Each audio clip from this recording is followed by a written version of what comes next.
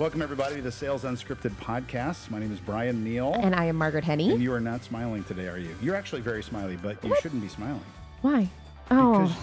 See? Because of SDSU. Because of SDSU. It was so sad. But what a run, man. What a fun run. Wasn't that great? Oh, my God. It was so much fun. So, okay, for people who are maybe just tuning in, my fiance, Derek, went to SDSU. A huge basketball fan. I love basketball as well, but my team is normally Butler. Didn't have a dog in the fight. No. Like, literally. Made me so sad. I got you it. see? I got it. But ching. So I jumped on the bandwagon with the Aztecs, and it was a fun ride. It was a fun ride till the end. Now, I will say, the women's Final Four was amazing. 1,000 times better. 1,000. I know. I mean, it wasn't even close. I know. Which is really great. I just loved it. And I love there's controversy in the women's Final Four. Oh my God, I saw that. Oh, it's awesome. The drama. They're elevating women's basketball like in real time, which is so fun. Yes. To everybody watching. Everyone's like, it's kind of way more fun. It just is. I know. I'm just telling you. It was amazing. Also, I have to say on principle, as someone who is from Indiana and I love basketball fundamentals, those ladies hit their free throw shots. All of them. Like, they go bananas. And I'm like, the guys are like, oh, it's high pressure, which it is. But they're making all these excuses. And I was like, check out the ladies hitting their free throw shots. Truth. That's all I'll say about that. Okay. Now, you're from Indiana. Yeah. I would have expected you to say foul shots. I'm just saying. Oh, I like to mix it up. Like grandmas and aunts in Indiana say foul shots. Foul shots, yes. And they also say ball game, don't they? I love to say ball game. Everybody says ball game. If you watch something on TV, do you say program? Like, that's an old Indiana thing to say, too. What program are you tuning into? Like, have you ever seen MASH? No? Oh, it's a really good program. I would never say that, actually. No. Okay, it's not just us today. I know, we're excluding our special guest. Our special guest. So and this is a special episode, special guest. And Matt, I'm going to let him introduce himself here in a second. But he said, we doing video, too? And we said, well, yeah. And he took his hat off. And I'm like, don't take your hat off, dude. Well, if you guys are going to talk about basketball, I am wearing a Purdue hat. And this is not something you necessarily want to put out there. It was painful. Yes. Yeah. So tell us a little bit, telling our audience who you are and what you do and how we got to here. And then we'll get into our little topic today, which is really cool. Removing friction. Yes. Removing friction. Yep. And Matt's got a concept that I think is just brilliant. We're going to talk about in a sec. But tell us who you are and where you came from, how you got here. Hey, everybody. Matt Compton, CEO, co-founder of a startup called Philo. We're about 3 years old, and we have software and services that help groups collaborate together. One of the biggest use cases for that is in sales and customers. So helping cross organizations come together and work together and get things done, solve problems. I love it. Love it. And Margaret may not know this. What? That Matt and I have something in common. No, I don't. I was going to make a guess, and then I was like, basically from southwestern Indiana. Oh, nice. Okay, cool. So we say Washington. Yeah, you do. Where he's from, right? It's what else? There's other stuff that you say that's really funny that you're from like. The South? So my words are, I'm going to give you my words that I still say to this day. Cement. I don't say cement. I say cement. Yep. I say insurance. Yeah. Insurance. I don't see anything wrong with that one. A lot of people do. If you're from Chicago or New York and I say insurance, it's insurance. Yeah. Oh, okay. And we say vehicle.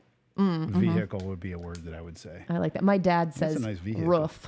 Roof. Like RUFF. And I'm like, you're talking about the roof, right? He's like, yeah, the roof. Truck. I was like, yeah. Truck. Yeah. And then what do you call a soda? Besides, I'll call it a Coke. Yeah. A Coke. See, we got into a big fight inside of our company this past week. And I'm like, no, it's a Coke. They're like, but what if it's Pepsi? I'm like, it's a Coke. Still a Coke. It's a Coke. What kind of Coke do you have? They got with Pepsi and RC. That's right. They have a Pepsi. What do you want? I'll have a Coke. What do you want? I'll take a Sprite. Totally. Exactly. Yes, 100%. I do the same thing. They would get so mad. And they're like, no, this is a thing. Oh, but it's, Our worldwide audience probably gets tired of hearing like Hoosier things, don't they? No, I don't know. I think they do. I think it's fun. Maybe they like it. Who knows? Okay, so if they do get tired of it, do you want them as listeners? I shouldn't say it here. I'm just saying. You know what? It's so true, though, isn't it? So true. Well, thanks for being with us. And this all got started because we've done a little work with Philo in the past. A great organization. I love startups. I love the jargon alert pivots. I love pivots. They've done some beautiful pivots, and you meet with founders of companies. And I'm technically one, but you were very visionary in nature. The conversations go all over the place. Well, I love that it's another indie tech company as well, right? Yes. Like it's so obviously based here in Indianapolis. We got a lot of indie pride. It's so much fun to connect with other tech companies here and just see how that community is growing in the Heartland. If you don't know, for any of our listeners, it is absolutely exploding. I know, of course, like California and all that, the coast or whatever, but we got stuff going on here in the Midwest too. So big exodus from the West Coast, by the way. I just saw a little thing about housing. It's huge. Yeah. Like 10, 15, 20% in some places out the door. Wow. They're all going to Texas. I was going to say they're all going to Texas. But they'll get here eventually. Okay. Eventually they'll get here. So those places will get to your credit. So you wait till those places are terrible. 100%. Then they'll come here. Yeah. Well, I'm thinking with the way that, the climate's going, we're going to be like a normal place to live. It's not going to be cold anymore here in the next 15, 20 years, right? It's just part of the deal. Sad. Okay, so we're going to talk today. It's like a two-parter here. We're going to pose a problem that we think is a really big problem. Then we're going to propose a solution at the end, and then we're going to hear about Matt's genius little. It's not little. It's a big idea. The biggest. It's so simple. You and I both were like, when we heard it, we were like, you were like, wait, why didn't I think of that? That's what I said. I'm totally stealing. I get so pissed when people think of things. I'm like, that was literally right in front of me my whole life, and I didn't think of it as brilliant. Yeah, that's awesome. So let's talk about the problem first. Yeah, let's talk about reducing friction. Buyer friction. And so I'd love to hear, because Matt, you as a founder probably get sold to a lot. And in the whole process of running a company and that sort of thing, I'd love to hear your experience of just friction on both sides, friction as a seller, but also friction as a buyer or friction as someone who's raising equity for your company and that sort of thing. Just talk about your experience with friction. Yeah, I mean, it really just comes down to we're just making it too hard for buyers to buy. I'll talk a little bit about my experience, but everybody has their own unique experiences about what that means. But if you look at the data, Gartner, HBR, all of them have done a bunch of research, and I think this is one of the biggest crises that companies have who are trying to sell, is if you ask buyers what they want, one of the top things they say right up with solving their problem is they tell you what they don't want. And they're like, I don't want to talk to a seller. I don't want to jump on the phone. I don't want to talk to a seller. I mean, they're spending less and less time. Now, I said for every 60 minutes of time that somebody spends trying to solve a problem by buying some sort of a solution, every 60 minutes, how many of them do they spend with a seller? 3. 3 minutes. Wow. 3 minutes. Yeah. And half of them say that's the one thing they want. They want a selling-free experience when they're buying. Right? Half. And when you look at millennials, it gets even more. Yes. I mean, it's the data just shows it. And then you go and you actually go through one. I spend all my time selling, but then you find yourself on the other side of that. Yeah. And you're like, no, I just want to talk to somebody right now. Well, we're available next week. Yeah. And then you jump in and you're wanting to know, and I get this from a selling point, but you still come in, even if you sell things for a living, you say, all right, first call, I want to see a demo of what the product, so I can get what the product does. I want to hear about how pricing works. Yes. And of course, they don't want to talk about that during the call. So it seems like what I want to talk about, what they want to talk about are in completely inverse of one another. And you start looking at how organizations are structured and tackling it. I think it makes sense. So I think we'll get into that. That's really great. And I will validate these things as someone who is a professional salesperson and a sales coach and everything else related to sales been my whole career.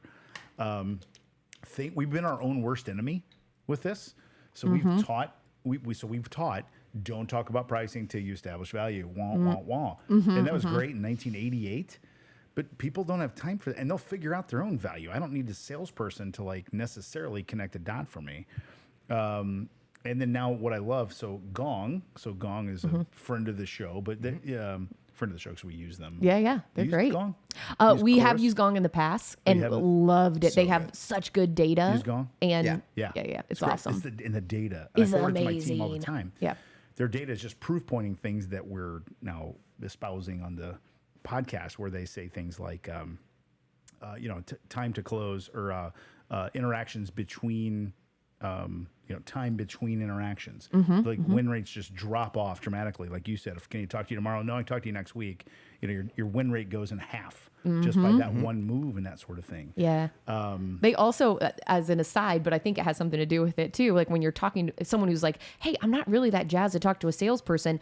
One of the biggest pieces of feedback I got when we used Gong is my talk percentage was way more than my customers. And I was like, oh, that's a huge problem, Margaret. Like I'm just like when you're just talking at somebody too, instead of doing more listening about what they need. Yeah. So I think we can also, when it comes to friction here with the buyers, we can over process it. I don't know if that's a word, but you know what I mean? I think we should run a podcast episode through Gong. Yeah. Oh, that'd be fun. Which of us talks the most?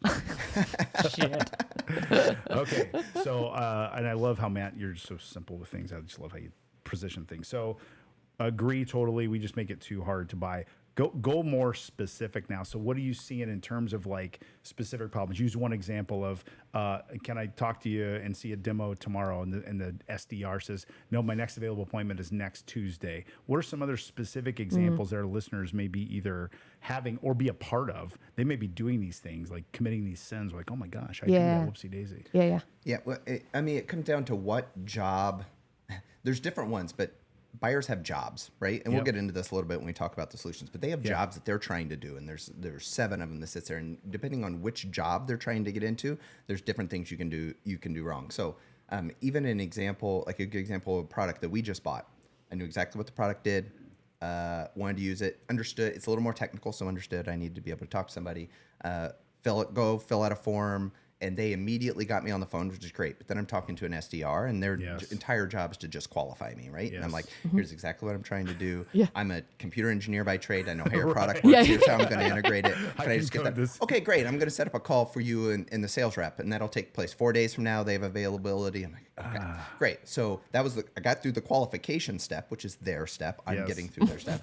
And then I wait 4 days, and I jump on, and the sales rep, who was fantastic, by the way, but it was clear they had spent 2 minutes prepping for the call because I was repeating the entire thing all over again. And then he has his things he's looking for, right? Because then he wants to hear, and he doesn't want to talk about pricing. And then I'm just like, I just need to know pricing. Here's how I go through the exact same thing again.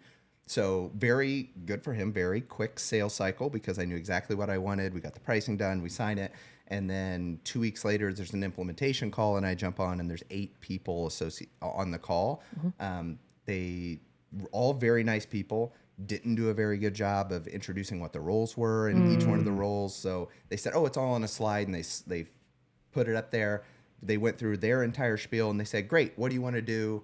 And they kind of half listened, and afterwards they said, here's 5 different places you can go and get the information you need in order to move forward.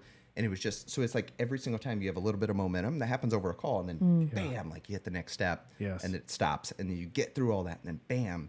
And that was a case where I knew exactly what I wanted. You have another one where somebody has a real complex problem. It's like, I have a problem. I think you might be able to understand, but there's 15 different solutions. Some of them are internal projects, some of them are software, some of them are services. I don't know what can you help me?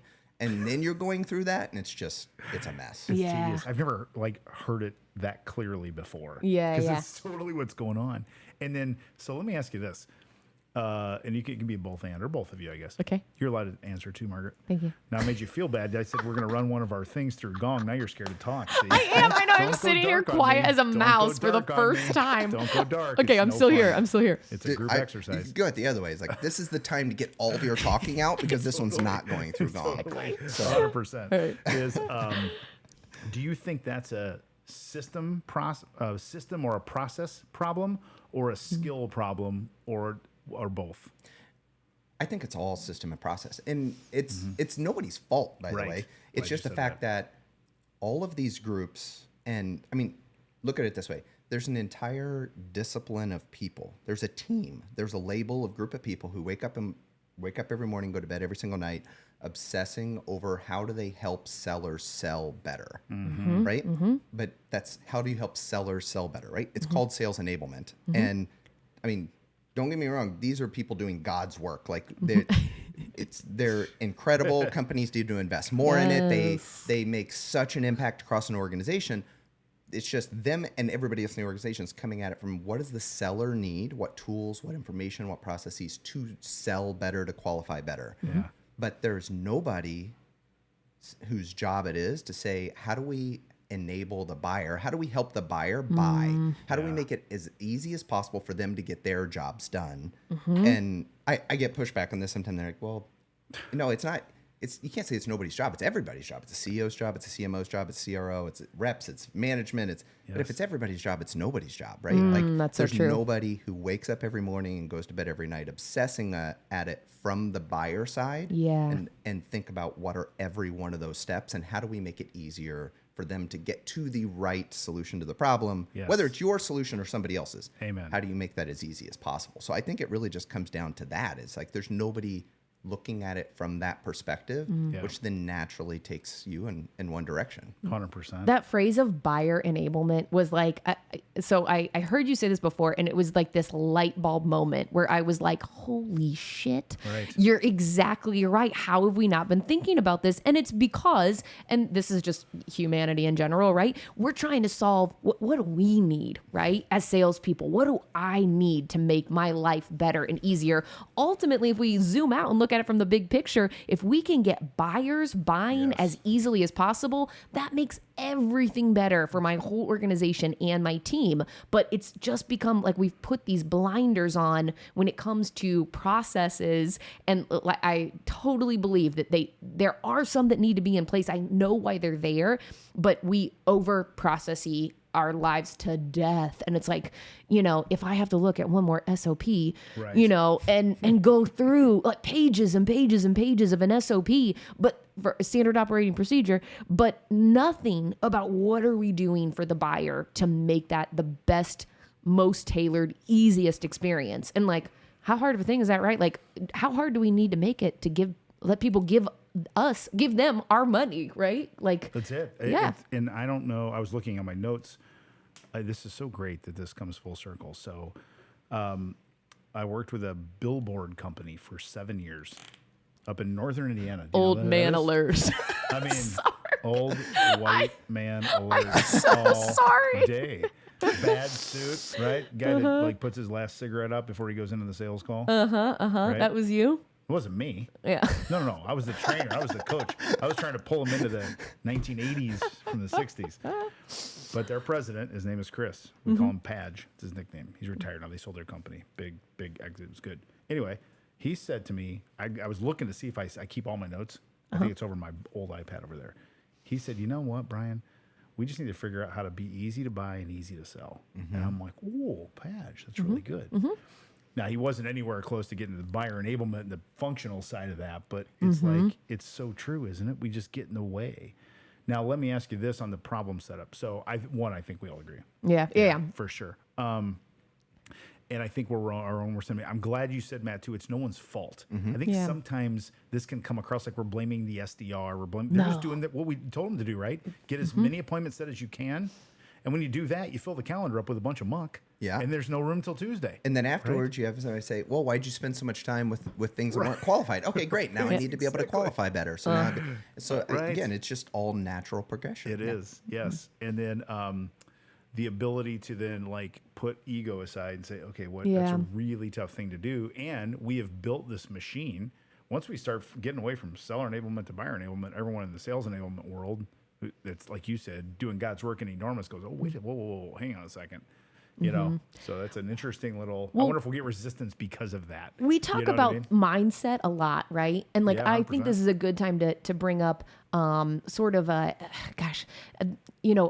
expansive mindset where there's enough of the pie for everybody, right? Yes. Because other people, when you start talking about like, hey, buyer enablement, it's not a buyer enablement or sales enablement. It's both of those things can work together harmoniously, right? It's not like, hey, I'm trying to take away from you and, put you out of work or out of a job or whatever, because they're still needed, still necessary. Yeah. But how can we create that balance? Yeah. I mean, unfortunately, the ones who are solving this really, really well are software companies building to never have to talk to a salesperson, right? It's why you see this entire wave of product-led growth. Nobody wants to talk to a salesperson. Right. And so great, we'll create solutions that are simple enough. Problems are obvious enough, and the solutions are simple enough to be able to go sign up for, adopt on my own. And that's all well and good. But in some way, shape, or form, when it comes to complex problems, it just makes the entire thing worse. Yeah, absolutely. Because you have all of these point solutions now that somebody has to stitch together into something that solves a complex problem. Case in point, when you it's a little bit different, but when you call your credit card company and all you want to do is say, talk to a representative. I just said that. I was recording a webinar. I'm like, agent, and you scream it. seething, agent, talk to a representative. And instead they're like, funny. oh, actually, press 2 for this or this for this. And I'm like, God damn it, I need a human now. You don't get one. Yeah. So like, they're... It seems you're getting angry. Does they say that? The automated No. say that? Do they sometimes? It appears you're getting angry. Oh, gosh. Oh, my gosh. If somebody had that, I'd have to buy a new phone. I might just chuck it across the room. Like, screw you. I am angry. You want to see angry? Smash your phone. Yeah. But Matt, you bring up obviously a great point, right? Like, not everything is going to be like plug and chug where you're just like, oh, hey, perfect. Right. My problem is so simple that it can be solved like this. There are complex problems. That's why we as salespeople all have jobs. You know what I mean? Like we're there helping them think through that, being that consultant for them. So, but how do we make it easier for them and get to their needs a lot faster? Yeah, I love. Just last week, I had somebody say, well, you know what? Do you really have to solve this problem? Because product-led growth is going to eat all of it anyway. And there's been people talk about how sales is dead for a long, long time and everything. But again, you look at all the data and you ask buyers and they say 77% say their latest purchase was incredibly complex and difficult. And now you have like 6 to 10, according to Gartner, 6 to 10 decision makers involved. Like not influencers, not people who need to be aware. No. Decision makers. And product-led growth isn't going to solve that. And that's because some of these problems are really complex. Absolutely. Some of them are due to product-led growth. But, but I mean, there's a problem to solve here. And if we can do that, there's a lot of value. I love it. So we want everyone to stick around. We're going to come back with the second half of this episode where we're going to make a case for the solution to this problem to remove buyer friction, be easy to buy. We're talking to Matt Compton, CEO, co-founder of Philo. And Margaret's being quiet because we're going to run this episode through John Sales Unscripted podcast. We'll be back in just a little bit. Bye, guys.